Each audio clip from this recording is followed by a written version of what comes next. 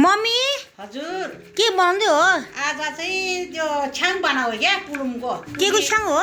चामलको आम्मामा। अनि आज चाहिँ हाम्रो तमु लोसार एकदम ठुलो चाड हो होइन त्यही भएर आज हामी टुरी खेलमा जाँदैछु हामी सबै लोसार बनाउनको लागि काठमाडौँ टुरी खेल। खेलमा चाहिँ सबै मिलेर कोहीले रोटी बनाएछ कोहीले अन्डा बनाएछ कोहीले चाहिँ मसु बनाएछ अनि मैले चाहिँ अन्डा र यो छ्याङ यो चामलको पुलुम छ्याङ बनाउँदैछ अनि कोहीले मेरो भोजिनीले चाहिँ मासु बनाउँदैछ तल बहिनीहरूले चाहिँ रोटी यो सबै मिलेर उहाँ टुरी खेलमा चाहिँ मिलेर सबै मिलेर खानु जाने हे यो चाहिँ के हो नि? यो चाहिँ लु यो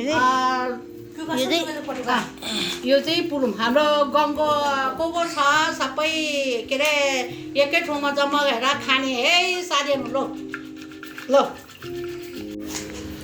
ल ल कस्तो लागेछ ल साथीहरू हेर त ल यो चाहिँ मैले बनाएको अस्ति लोसरमा पुस 15मा लोसरमा खाने भनेर आज चाहिँ यो बनाएर 1 महिना भयो है ल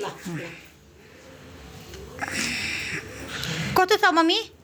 एकदम मिठो ल मिठो ल है ल अहिले यहाँ हाल्ने होइन है यो त फेरि ल